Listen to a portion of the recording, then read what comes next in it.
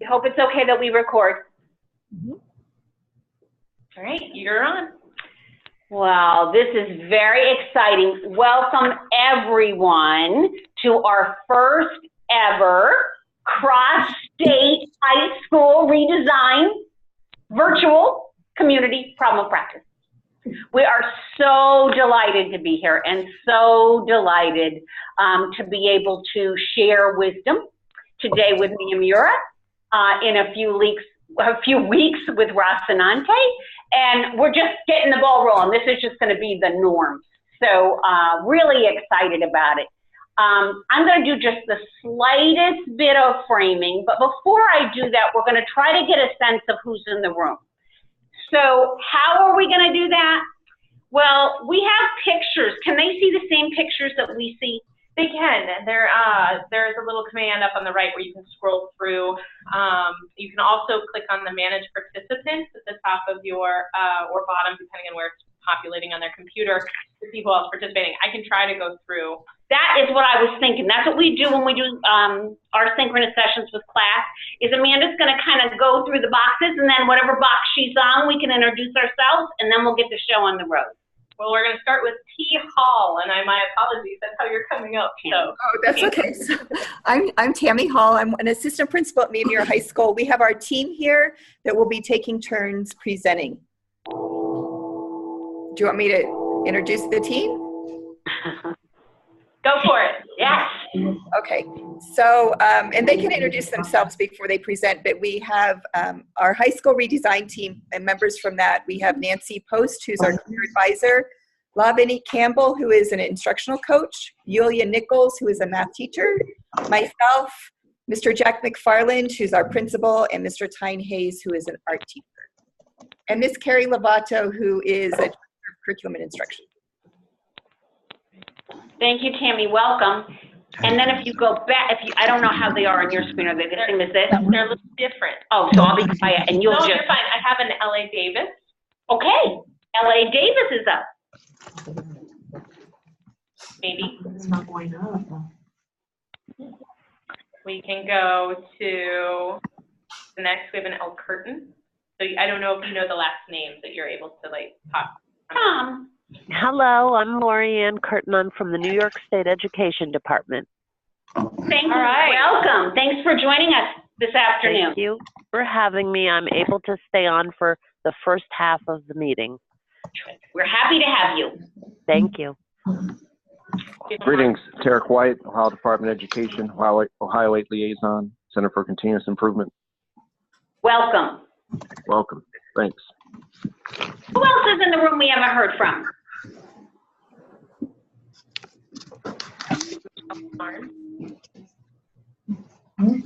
Hi everyone.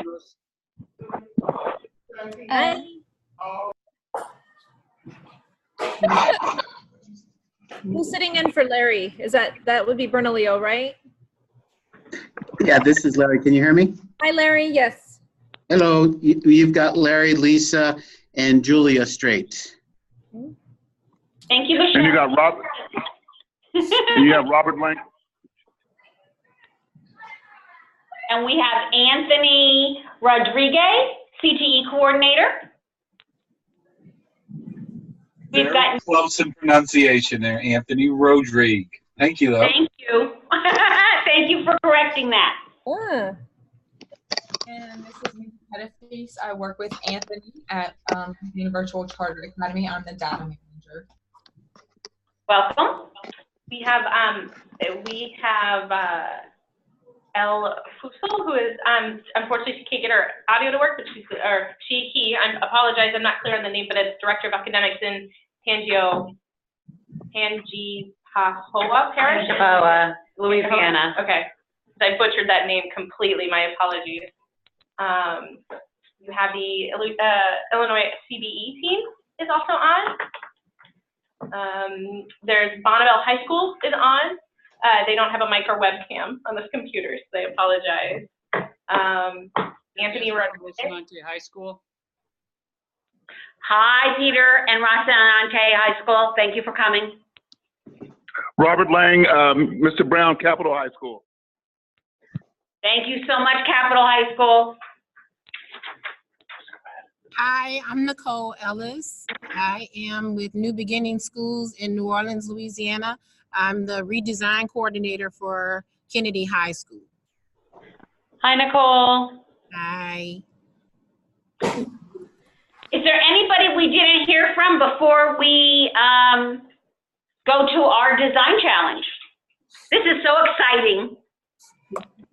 Super exciting. I don't know if anybody else heard, I'm Michelle Starnes, Public Education Department, High School Redesign Program Manager. Welcome and thank you guys all for being here. We appreciate the support.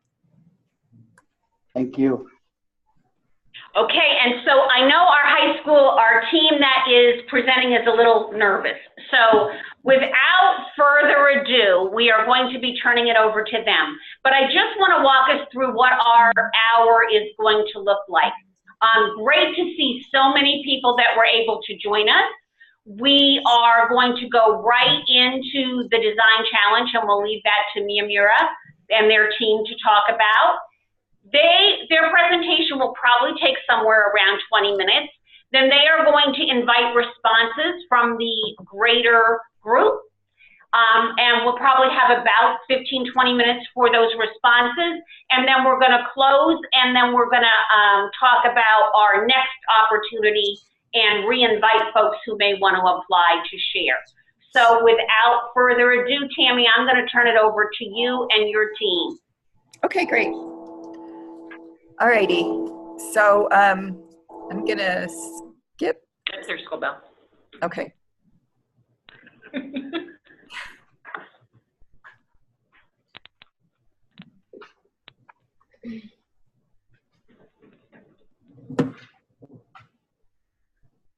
Is it letting her share? It should. Are you ready to go on through? Yep, there she is. Okay. Alrighty. So this is our first slide. So when we were presented with this opportunity, we're calling it, a design challenge, we thought about a lot of them as we worked through our redesign model. And we've been working on this almost a year now. And so as different things came up, we were able to problem solve and get through most of our challenges. But this is a challenge that is kind of presenting itself right now as we plan for next school year. So as we do our different pathways and our different gateways between freshman and sophomore, we want to make sure that students understand they're still part of a cohesive school environment of Miyamura High School Patriots. And so we want to develop some threads that are common throughout pathways and gateways, so students understand that no matter what pathway or gateway they're in, they're still a part of the larger entity of Miyamura High School. So that was our challenge. We talked about different ways to do it, and we're going to present 2 ways that we're moving forward on to request input on. Okay? All right, so I'm going to turn it over now. I still can't move the slides. I don't know what's going on. Just give me a holler and I'll happily push it through for Okay, you. all righty, there you go. All right, sorry about that. That's okay. It says we're still viewing your screen, I think. It's good, we'll make it work. Teamwork. My name is Yulia Nichols. I am a math teacher and the math department head here at Miyamura High School. So I'm going to talk a little bit about the underlying principles that we had in mind when we were designing our pathways.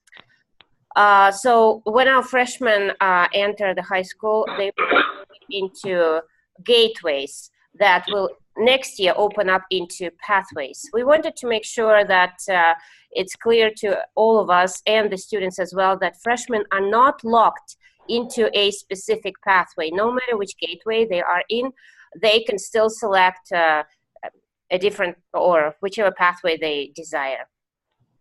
We wanted to also have like a big cornerstone of our system is that all pathways are regarded as equally valued by students, parents, teachers, and the community.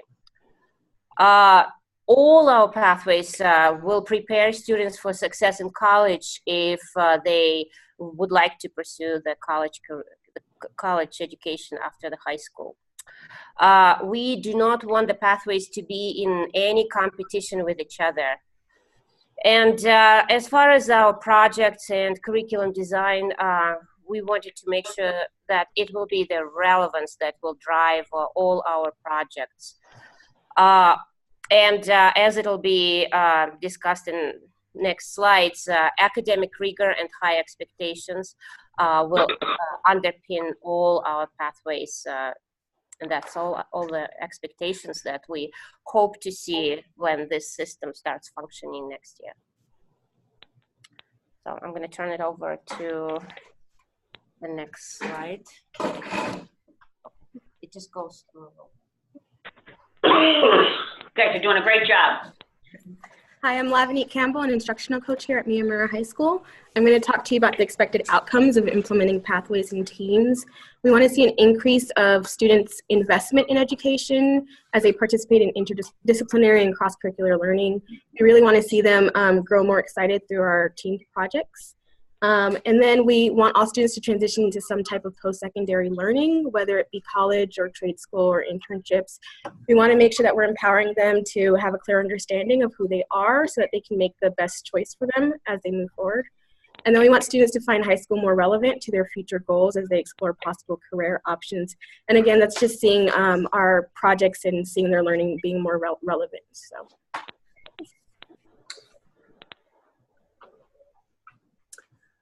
Right.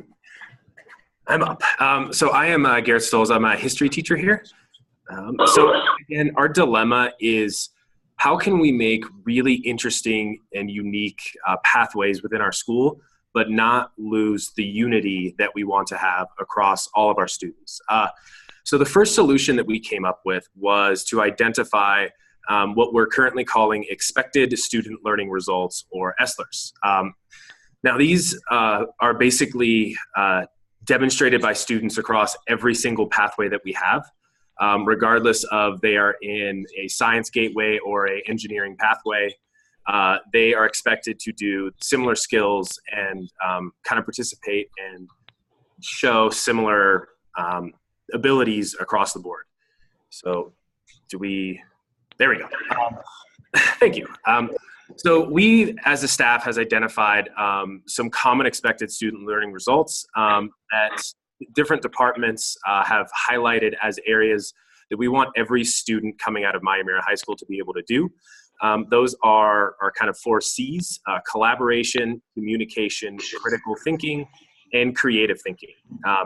You know, these 4 skills are things that, regardless of any student, really anywhere across the country, needs to leave high school being able to do these 4 things. So that way, whether they go on to, you know, be a pre-med major at Harvard, or if they end up joining the military or end up at a trade school, you know, these are all really, really important skills that all of our students should be able to not only identify, but also be successful at completing, regardless of the project or their expected outcomes.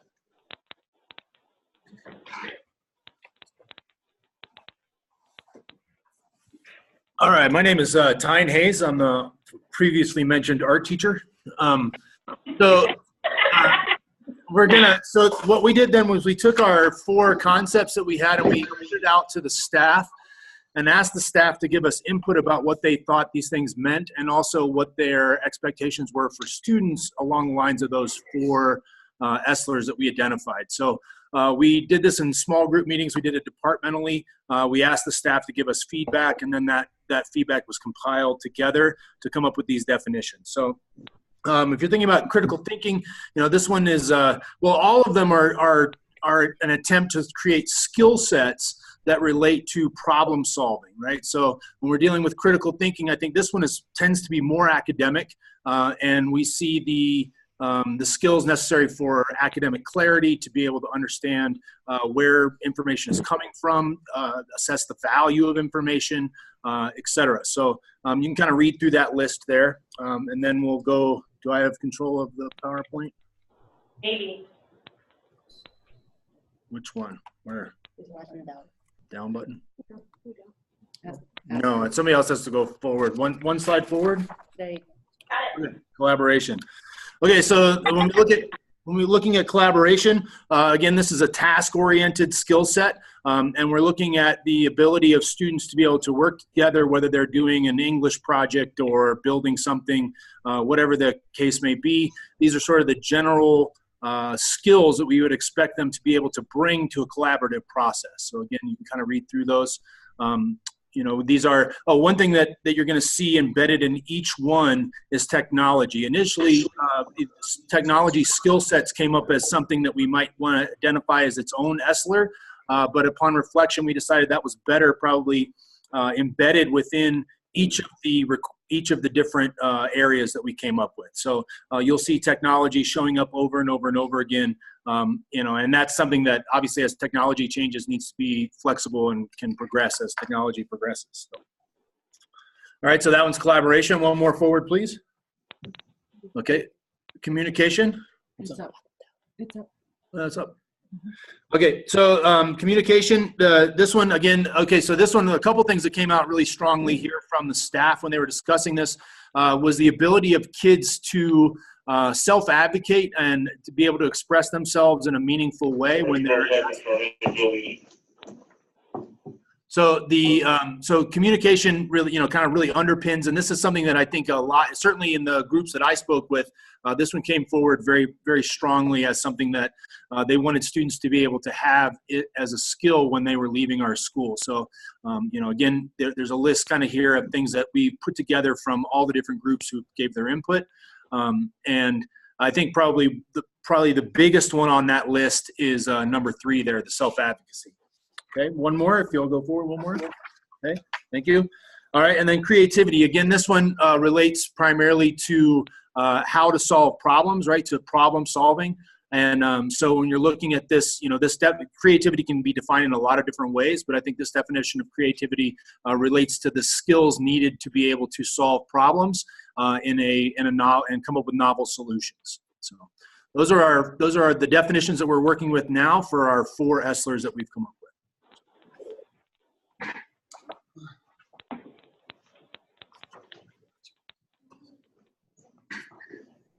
Okay, moving to the next slide. I'm Jack McFarland, a principal at Miramar High School. Possible solutions that we're thinking about within our school itself. We would like to identify a problem within our community that we might be able to give as a challenge and be able to help the community at the same time. You know, possibly how can we go with this particular pathway and spread it across all 4 pathways that we're going to offer starting at the 10th grade level. So we know within our community we have a shortage of housing. A lot of our community is low income, so the housing is a real problem for us, and we're very landlocked within our areas. So our construction crew, our construction 2, we are looking at building tiny homes next year. So within the tiny homes, we would actually construct the whole building. We would do the cabinets, we would do the plumbing, the electricity, you know, everything on the inside, toiletry area, actual living space, and we'll be able to sell it at a reasonable price within our community. The thing we want to do is just put it out for a bid, starting where we just need to make our money back to be able to replicate it the following year. So that's one of the areas that we're thinking it's a high interest within our community, that we would be able to sell, you know, 1 or 2 tiny homes a year, and be able to help the community. It draws high interest from our kids. And within our construction classes, it gives them a lot of hands-on things that they're actually going to use when they get out into the real world. So next slide. Okay, so the example of the pathway projects. So our pathways at our sophomore level, starting at sophomore level, are creative industry, technology, health careers, and small business. So the creative industry has an engineering course that drives a lot of that, and under that falls our carpentry. So we're thinking possibly how we can connect all of the pathways into making a common thread within our school, possibly would be through building tiny homes, and we would think that maybe the creative industry area, the engineering, could help develop blueprints. Right now, we'll be, for the first year starting, we'll be buying blueprints, you know, off from different companies to be able to create the tiny homes, but we would like to see the engineering course possibly start developing blueprints for us that we can use the following year. Then within our technology pathway, we're looking at possibly adding solar into our small homes. So how could the solar powered, incorporate within the overall projects, I guess, of accumulating everything with the tiny homes. Within the health careers, we thought about, possibly researches and designs, safety features in the home. So maybe make it handicap accessible, that type of thing we're kind of looking at possibly for health careers. And it wouldn't be something maybe went all year for everybody. It could be something that maybe goes, a semester. And that would be their part of it that they would help design with, then they can help move on, with other things within their pathway. Small businesses, we're looking at the marketing aspect about how we can get information out and take care of the sales part of the tiny homes. So that's how an example of what we're kind of looking at. It's of high interest to our kids building tiny homes, and it's something that adds a lot of value to our community. So that's just some of the things we're kicking around. I mean, it might change as we go, but that's one of the things we see that can actually tie together within our pathways that we're starting at our sophomore level. Next slide.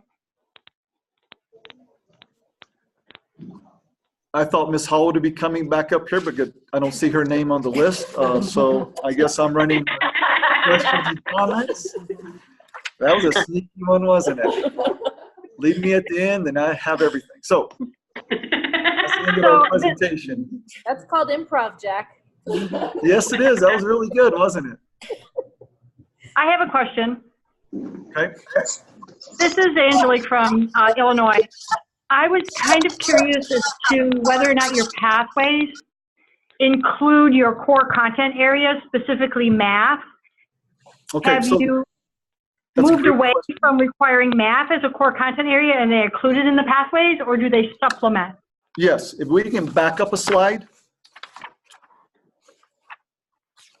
Okay, so we're in creative industry. We're actually doing something that's kind of neat that we like. We're doing cross-curricular with this. So within our creative industry or engineering course that we're going to have, we're also going to be teamed with a math teacher and a science teacher. So these classes will have the same kids, and they will sit down. We're looking to sit down at the end of the year. We have a company coming in to work with us on how to develop cross-curricular plans. So the engineering course, of course, will be the main one, but how can we bring it over into math? How can we bring it over into science so that students actually see relevancy within those other content areas of how this affects them if they want to actually do creative industry. Technology, we have the same. We have math and science, and then health careers and small business. We have not only the health career teacher and the small business teacher with econ and macro and micro with small business, and then in health careers, we have biomedical 1, biomedical 2. We have history teachers. That was Miss Hall? No, just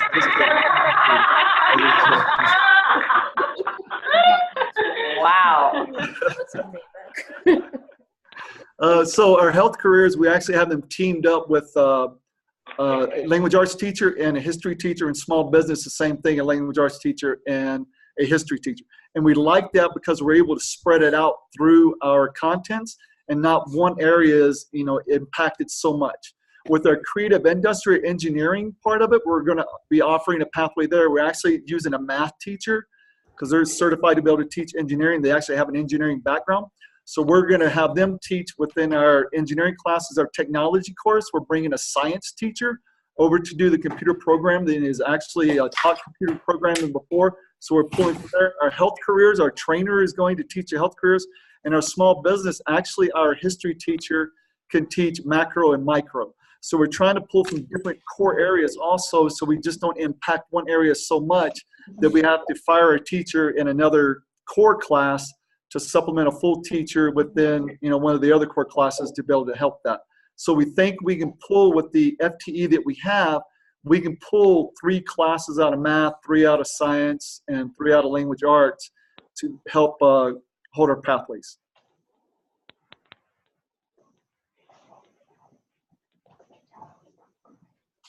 That was a little longer, but. No, I appreciate it. Thank you so much. Are your courses competency-based then? They're standards-based. Thank you. Yep. We also have a comment in the chat, in the chat from Anthony. Anthony, are you on? Do you want to share your comment? And then after Anthony, we'll go to Mindy. Oh, Mindy has to leave, sorry. We'll just go to Anthony. Okay. I just posted into the chat similar projects I've heard of in Louisiana where it was competition between schools, and actually I think there was one between districts competed to have their students participate in it, and it was a food truck competition where the automotive students found an old junky bus and they fixed it up, and the design team designed what it would look like, and then the electrical team went in and ran the electrical, carpentry, and then finally the culinary students would actually utilize it at various community events or school functions, serve food out of it. So I thought that was another good example that could be used in different places. Yeah, that's a great idea. That's a really good idea. And that's sort of what we're trying to do. This is the next year when we start. That's the first time next year is when we're actually opening up with gateways at our 9th grade year. So the gateways basically is we have 9th graders coming in and they're going to research through the year the type of things they would like to do outside of school, right? And then their sophomore years, that's when they jump into the pathways. But this is all new to us. We've been to some trainings and some things we went out to San Diego, saw a conference out there, saw some schools out there. But yeah, that's what we're trying to get to. But next year is our first year, so I can see it developing as we go. It's just kind of hard to see the whole thing at this point in time.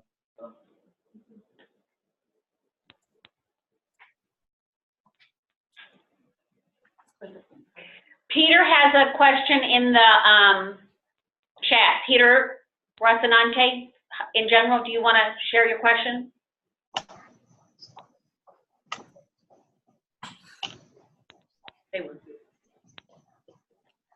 Yes, our question is, what % of the project will be direct instruction?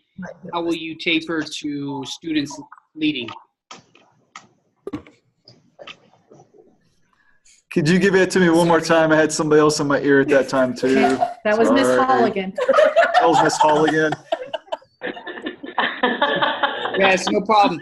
So our question was, what % of the project will be direct instruction, and at what point does the teacher just become the facilitator? Okay, so I think I get what you're saying. So our math department has a real problem giving up teaching the standards because we do really well and our kids test really well, especially within EOCs within our state. So yeah, we're looking at that. The most of the projects going to be done in the engineering course, all right, or the technology course, or the health careers course, or the small business.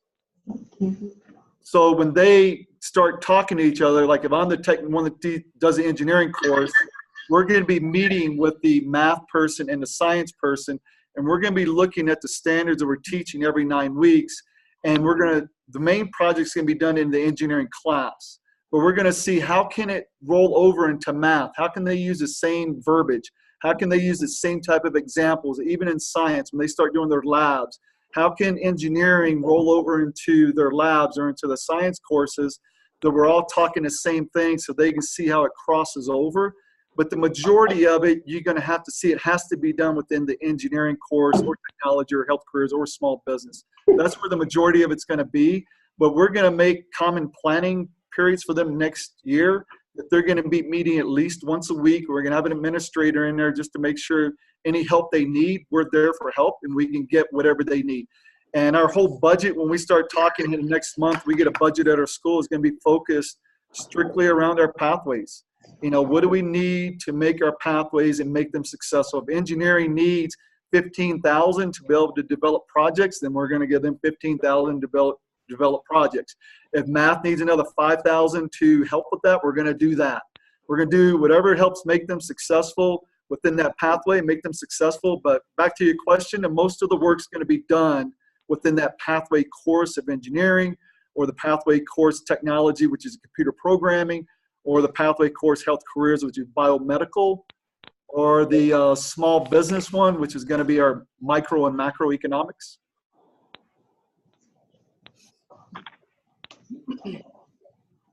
Hope that answered that question. Anthony wants to know what state you're in, and does your state give you additional CTE dollars? Michelle? What's CPE dollars? CTE. Oh, CTE dollars. I'm sorry. Okay, so I think we get a lot of money from our district. So the money we get in from our district, we get operational money through our school, but our district also, they will give supplies to all the teachers when they first come up at the beginning of the year and all students. So within our operational dollars that we receive at our school, we don't have to come out and go, all right, how much paper do you need? How many pencils do you need? The district's given that already. So we don't have to look at the supplies on that. So the operational dollars in our school, I don't know, we get over $100,000 within operational dollars. So we think we can do that. Our vocational dollars, we get vocational dollars now from our district. And we get about $30,000 out of that.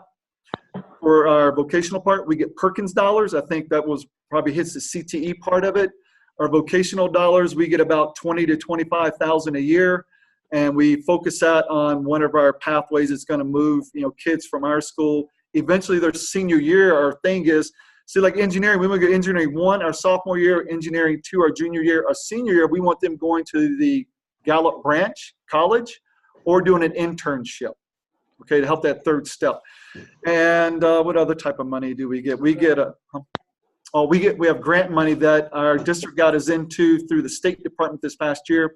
We got grant money coming in that we're actually going to bring a company in to help our teachers develop cross-curricular projects, and they're going to come in through the year to make sure we're following up on that and things are working for us, and we have any questions, they're right there with us.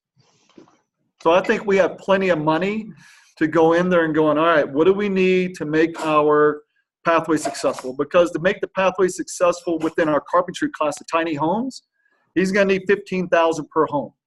So that's $30,000, right? And he's going to get $30,000. All right, it's something is so effective. It's going to be all of our carpentry 2 kids and carpentry 1 kids. Every one of them want to come right back to his class next year because it's so high interest. And our community is excited, and that's something, yeah, we're going to make sure we're going to fund, absolutely. Jeff, I have a question that's not really so specific to the design challenge, but you guys shared. Okay. You talked about coming to common language around the ESLers. Someone on your team talked about, and talked about how you had small groups, and then the small groups came together, and then you came to common language and consensus about each of those ESLers. Right. And you have a large high school redesign team. You even have a large team of folks that are on this call today. Would you be willing to talk a little bit about how you've been able to just distribute the excitement and the ownership of what you guys are doing in high school redesign across the faculty and as well as the kids and the community, if you don't mind? Sure, we can talk about that. I'm gonna have Mr. Hayes come back up here. He went over that earlier, and he'll be able to give you a little bit of a rundown.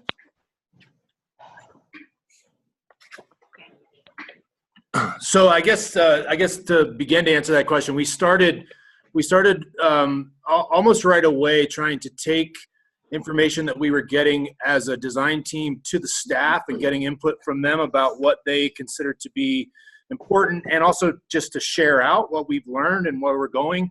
One of our early conversations was that we don't want this to come as a surprise to anyone. So we want the staff to be very much aware of what's happening so that they're able to adjust and change as necessary. We also started very early on, Ms. Hall started meeting with a group of students at school to get their input and feedback, and we kind of randomly selected a group of students out of the sort of the section of our academic achievement and ran things by them and got them to give us feedback as well. So we took both of those elements. We also have a pretty well-refined process that we use here at school to go through meetings and different things like that. So we have regular time built into our schedule. So we use that time also. So like, for example, on the ESLers, the first level of presentation happened 2 weeks ago. We gave them sort of a rundown of what the idea was, followed up a week later with conversations within the departments. there was a member of the design team in each of those meetings, and then they brought that information back to the team as a total, and then the sort of the consolidation of those concepts happened there, and then it was shared out among our team, and we had an opportunity to get feedback and input. So. Thank you. Sure. I could probably add a little bit more to that. So we started this past July. We got a grant from the State Department, and we went up to Albuquerque or Santa Fe, whatever it was. We had John Hopkins come in, and we started talking about high school redesign, the things we'd like to do. And we picked a group, all right? So I picked specific people that I think not only that are very valued within our teaching community, because those are people that are going to be asked the questions. Those are the people that can really shut down people that start talking negatively about the program, all right? But that have high interest that can really move the pathways. So we try to pick somebody out of every department. And then within that, we went outside. And I thought the biggest thing that really helped us is when we're outside by ourselves, because then we can start to talk about it, and you can see people get excited about it when we start meeting in Albuquerque or Santa Fe, wherever we go. We've met a couple times already. So that really gets everybody excited within the program. And then within that, we really start to, because I really try to make it that I'm not the one who has all the say, and I don't want to have all the say. A lot of times I go into these meetings and we come out something totally different, but it's still within my box, you know, that we can drive pathways. So that's really important for us, that everybody has a voice. And we start to ask, okay, who wants to do this? Who wants to do specific aspects of different things? And we have people step up, and we're still doing that type of thing. And we thought it'd be very important for us that we meet bi-weekly as a team. So we'll come in at 7:30 in the morning every other Thursday. Like next Thursday would be our high school redesign meeting. And we meet and we come up with objectives, and we come up with steps of who's going to accomplish different things. And yeah, that's how we hold everybody accountable. They come back into the meetings, they present out, and we're always going back to the staff. And I think that's what's key about having key people on the staff, is that they're able and they feel comfortable to go back to their department, out into our community, and be able to gather that. We've also went down to our mid-schools. We've talked to them about pathways, and then we met with the parents of mid-schools at night and talked to them about the pathways, and they really like what we're doing. A lot of positive comments there. Then we're going to go to the Chamber of Commerce, who, you know, it's in our community, of course, and we're going to present to them and how they can help us with maybe some internships or coming in and giving us some ideas and talking to our different pathways about the industry themselves or some of the problems they may see.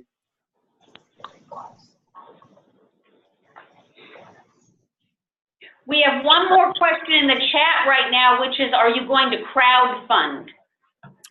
What's crowdfund? Like a Kickstarter, like basically raise money online. No. Like, here's this great, no. Okay, good enough. I think Bob. Like I said, I think the funding that we have within our school, especially when the district's going out there and they're going, all right, teachers, what's all the supplies you need in August and in December? And then the students come in and we give them, I don't know how many binders, pencils, paper, they have everything they need, you know, when they start with us. So if you do all that, all the supplies are taken care of, then the rest of the money, yeah, you can go, okay, what can we do for technology? Also, we have Title I. I forgot about that. We have a huge amount of money that comes in through Title I, over $150,000, and we're going to do a lot of technology, especially with our computer programming courses, our engineering courses, possibly health careers and business.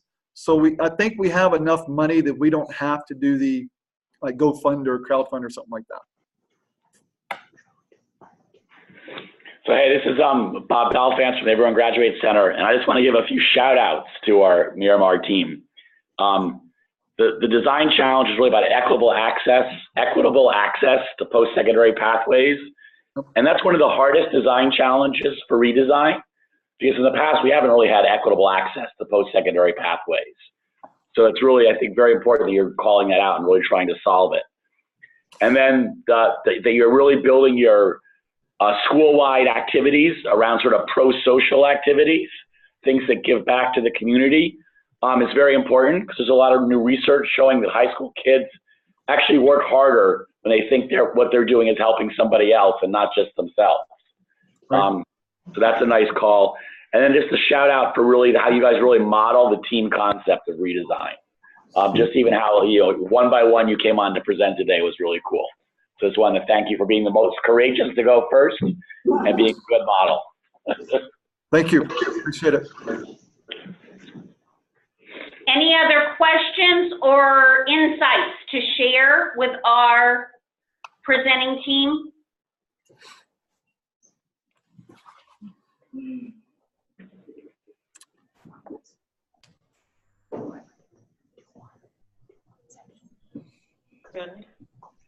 Do they have any questions they want to ask the people? Thank you, Bob. Do you guys have any questions you would like to put out to the participants?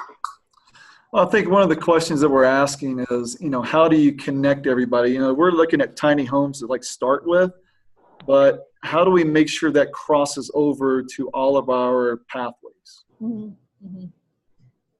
Hey, Jack, can I make a suggestion? Sure. I was thinking of when you started talking about the technology, creative industry, and the health and all those, I was thinking what a wonderful opportunity, being a special education teacher forever and ever, thinking about how to get those students involved with ADA appropriate homes and really thinking about how to incorporate utilizing them to talk about, how would they design a home or a restroom or access to the house. That would potentially be something that could bring them into the project. So that's something, just throwing that out there. Right, and we have a fair amount of students are in our special ed program in our schools, and they're gonna go through all different pathways, and that's why we didn't want a pathway that was watered down for anybody or one that was for all your high kids, right, for AP courses. We didn't want to do that. So that's why even within our construction class or auto class, you have to take an engineering course, which is very high. All right, and then within after engineering course, you have to take, if you're going to go into that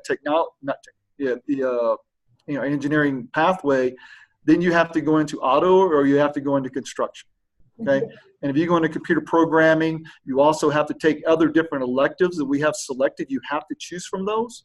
So then at the end, you do get one or two electives, within the year that, just farming out. It's kind of like going to college. You have to, you're doing it for a business degree, you have to take these business courses, but you also get to step outside the business courses and be able to take different things. So that's what we wanted to make sure happened also, is that we didn't water anything down or make it so nobody could be in any one of the pathways. That's a great idea, though. Mm-hmm.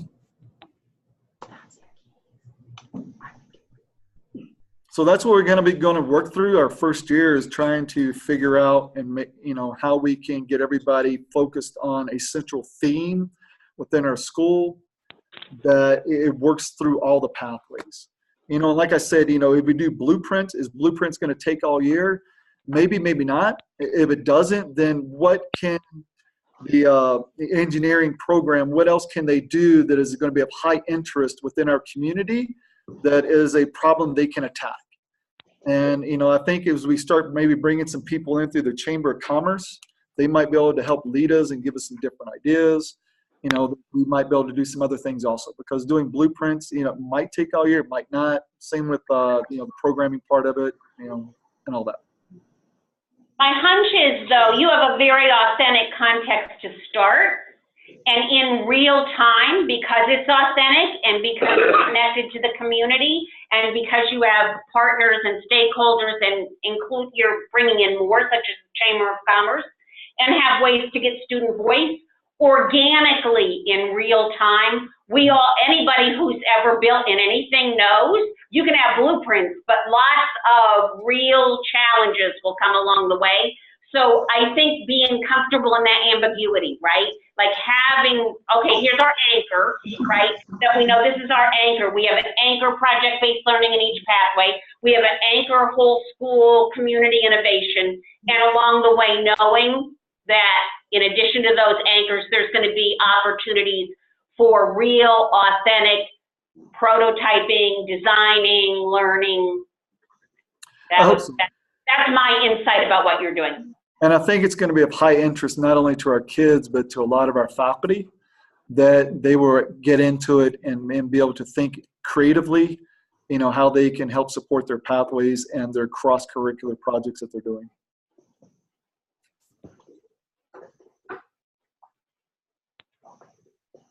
Do we have any other comments, questions, or insights from anybody that is still on the link? Peter. Peter, did you want to ask your question? Yes. My question is, how did your students decide to build a tiny house? Well, I don't think our students were involved in much of that decision. I've been bugging our construction guy, and he's been talking to me about it, about how we can actually build a tiny home, because funding wasn't always there as we thought it might be. So that's something him and I were thinking about, and then he brought it up to his class, and his class is really attached to that.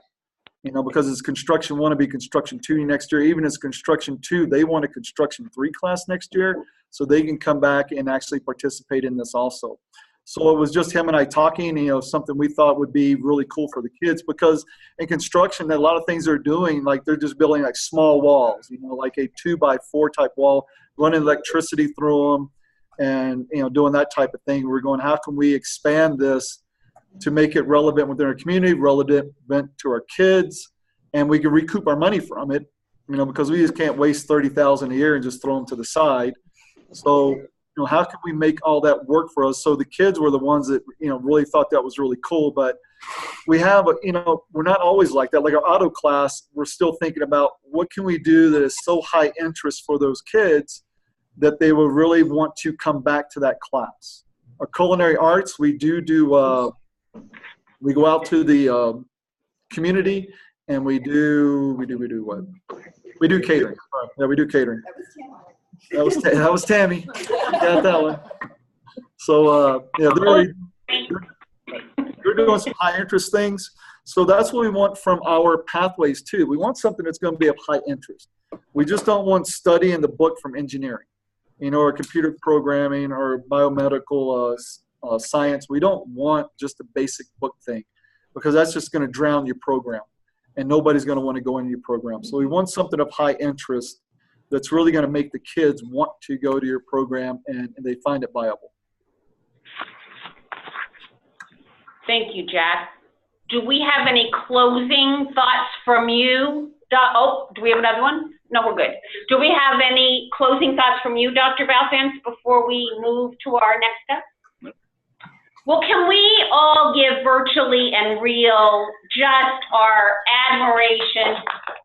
Thanks for getting this started. This is our format, and somebody had to be first. We owe you. Next time we come to New Mexico, drinks for the team. All right. All right. Did you hear that, Michelle? Somebody needs to open a craft brewery.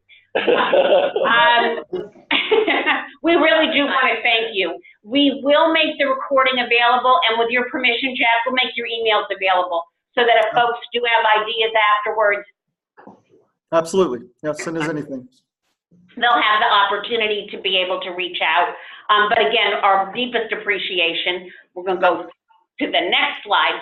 Oh, go ahead. Were you going to say something, Jack? No, we're good. Okay. So this is going to kind of bring us to the close. So now we've had our first experience, so we see what it's like. We're going to really keep them tight and within the hour. We would really like everybody to know that our next scheduled opportunity is on April 18th at 9 Mountain. That would be 10 Central or 11 East Coast time. And Peter, since you're on the call, would you be willing to say what it is that you're going to be sharing with us on the 18th, because it will be you and your team. And we have it on the screen for them to see too. Are you okay, Peter? Did I throw you off? No, you're good. Our, I guess, design challenge will be based on rolling out, implementing project-based learning school-wide, aligning adults and very similar to Miyamura, how to connect those, make lessons cross-curricular to meet either the state standards. But one of the areas that we're looking at is moving towards a competency-based learning system. But how do we do that given the guidelines that restrain us right now? So that's kind of what we're looking at doing. Was that sufficient?